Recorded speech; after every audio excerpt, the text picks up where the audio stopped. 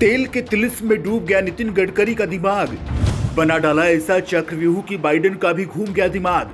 Petrol diesel पर चीन और भारत ने क्यों मिला लिया हाथ? मोदी सरकार की प्लानिंग ने खाड़ी देशों में ला दिया भूचाल। दोस्तों, इन दिनों जो सबसे बड़ा मुद्दा बना हुआ है वो तेल है। जैसे जैसे तेल की कीमतें बढ़ती जा रही हैं, हमारी टेंशन भी उतनी ही बढ़ रही है, क्योंकि गाड़ी को चलाने के लिए तेल तो जरूरी है। वहीं अभी भारत में फॉसिल फ्यूल को लेकर ज्यादा तरक्की नहीं हुई है। ऐसे में भारत ने तेल के दूसरे ऑप्शन को खोजना शुरू कर दिया और इस मामले में उसे सफलता भी हासिल हुई है। भारत की इस खोज के बाद काफी कम खर्च पर अपनी गाड़ी को सड़कों पर दौड़ा सकेंगे। एक्सपर्ट्स की माने तो इसको यूज करके आप अपने पेट्रोल या डीजल के खर्च पर होने वाले हर 100 रुपए पर 35 से 40 रुपए बचा पाएंगे, जो आपकी सेविंग को बढ़ाएंगे।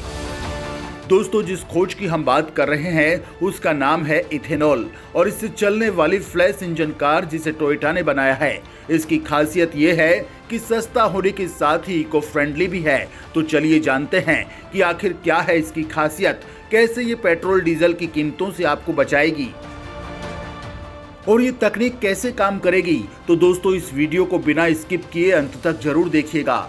दोस्तों, पेट्रोल डीजल की बढ़ती कीमतें जहां आम आदमी की जेब काटने में लगी हुई हैं, वहीं इसके बढ़ते आयात के बोझ ने सरकार को भी परेशान किया हुआ है। ऐसे में गाड़ियों में इथेनॉल या अन्य वैकल्पिक ईंधन के इस्तेमाल को बढ़ावा देने की बात कहते हुए केंद्रीय मंत्री नितिन गडकरी ने कहा कि देश में इस पर तेजी से काम किया जा रहा है। इसके उपयोग से हर लीटर ईंधन पर 30 से 40 रुपए तक की बचत होगी। इस बचत से जहां हम अपनी सेविंग बढ़ा पाएंगे, उसके साथ ही तेल पर निर्भरता भी घटेगी। साथ ही देश में बढ़ते प्रदूषण पर भी रोक लग सकेगी।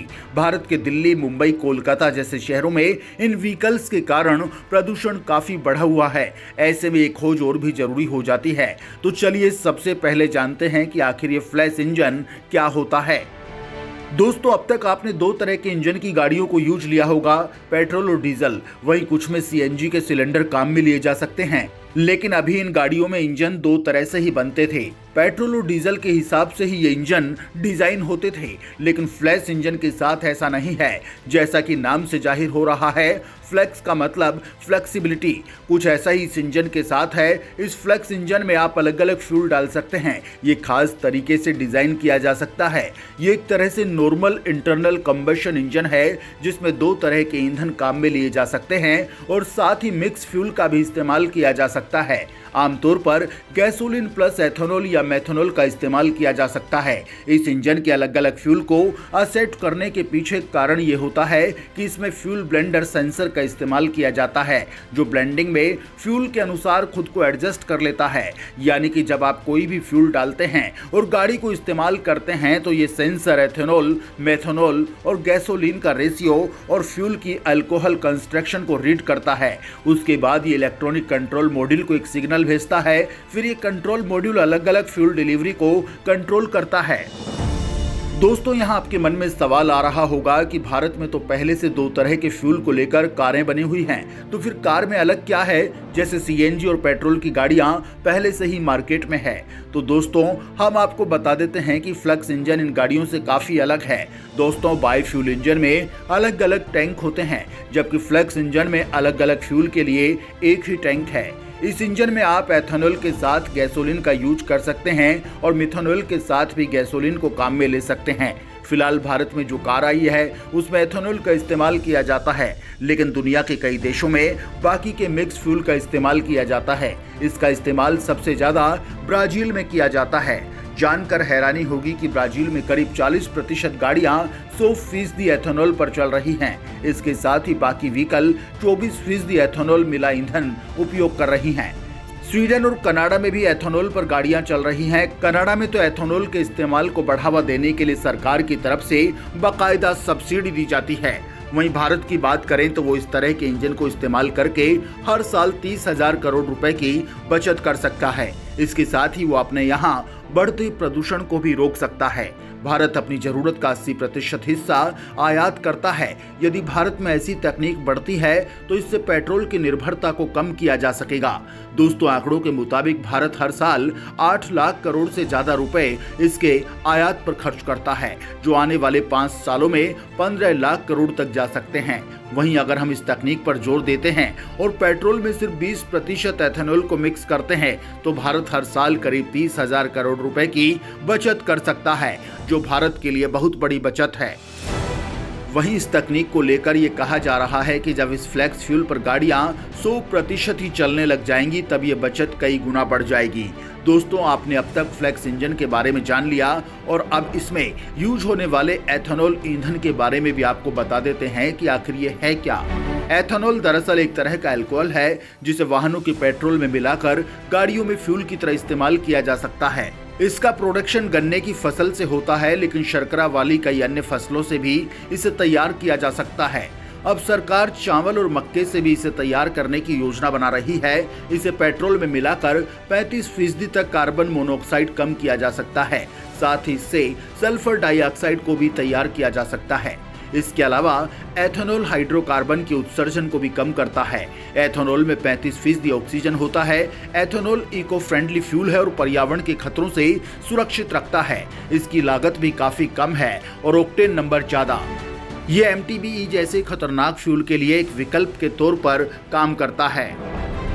वाहनों के इंजन की गर्मी को बाहर करता है, पर्यावरण और गाड़ियों के लिए भी सुरक्षित है। इसलिए भारत सरकार ने साल 2025 तक पेट्रोल में करीब 20% एथेनॉल के मिश्रण का लक्ष्य रखा है। इसके साथ ही दुनिया के और भी देश इसके इस्तेमाल के लिए कोशिश कर रहे हैं। दोस्तों, इस तकनीक से किसानों को भी काफी फायदा मिलेगा। इससे किसानों की आमदनी में बढ़ोतरी होगी। एथेनॉल बनाने के लिए चीनी मिलें लगातार काम कर रही हैं। इस एथेनॉल को सरकार हाथों हाथ खरीद लेती है। अपना पैसा आने पर ये चीनी मिल किसानों को भी उनका भुगतान समय पर कर पाएंगी, जिससे किसानों को फायदा मिलेगा।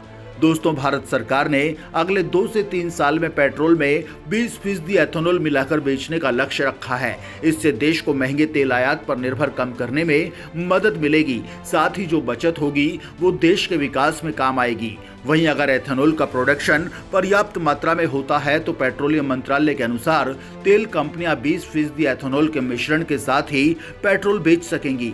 सरकार इसका प्रोडक्शन बढ़ाने के लिए नई पॉलिसी लाई है। केंद्र सरकार एथेनॉल प्लांट लगाने वाली कंपनियों को सस्ती दरों पर कर्ज उपलब्ध कराने की योजना बना रही है। सरकार की ओर से बनाए गए शुगर डेवलपमेंट फंड की स्टैंडिंग कमेटी ने 2% सस्ता कर्ज देने की सिफारिश की है। केंद्र सरकार ने पिछले कुछ महीनों में 418 इथेनॉल प्रोजेक्ट को मंजूरी दी। इसके साथ ही सरकार ने इस पर 18% जीएसटी की जगह 5% ही लगाने का आदेश दिया है, जिससे पेट्रोल की कीमतों पर कंट्रोल किया जा सकेगा। भारत के मुंबई में स्थित बजाज हिंदुस्तान शुगर लिमिटेड सबसे बड़ी चीनी और इथेनॉल निर्माता है। ये कंपनी 1931 में बनाई गई थी और ये साल 1944 से ही इथेनॉल बना रही है। तब इथेनॉल बहुत कम मात्रा में मिलता था, तब इसे पावर अल्कोहल भी कहा जाता था। उस वक्त इसे Bajaj Hindustan sugar limited company इस फ्यूल को सेना को सप्लाई करती थी, लेकिन उसे पूरी तरह से शक्ल देने में 80 साल लग गए। दोस्तों, एथेनॉल भविष्य का एक बेहद ही महत्वपूर्ण तत्व है जो हमारे वाहनों, प्रदूषण और इसके सस्ते माल से होने वाले फायदे से जुड़ा हुआ है। यही कारण है कि इन दिनों सरकार और ऑटोमोबाइल सेक्टर के साथ ही पूरी दुनिया में ये खास तौर से चर्चा का विषय बना हुआ है। इस साल मोदी सरकार ने पुणे में 3 एथेनॉल डिस्पेंसिंग स्टेशन शुरू किए हैं। अब आगे इन्हें बढ़ाने की कोशिश की जा रही है। दोस्तों, भारत लगातार पेट्रोल और डीजल को लेकर खाड़ी देशों की दादागिरी से परेशान रहा है। लिहाजा इस पर लगाम लगाने के लिए इनके विकल्पों पर लगातार भारत आगे बढ़ रहा है। पीएम मोदी ने तो इस मामले में तगड़ी प्लानिंग करते हुए चीन के साथ भी हाथ मिला लिया है, क्योंकि चीन भी तेल वाली दिक्कतों से दो चार होता रहता है। अब भारत और चीन मिलकर खाड़ी देशों का ये कलेश हमेशा के लिए मिटाने में लगे हैं और इसके लिए इलेक्ट्रिक कारें, हाइड्रोजन कार और अब तेल के विकल्पों पर खास फोकस किया जा रहा है।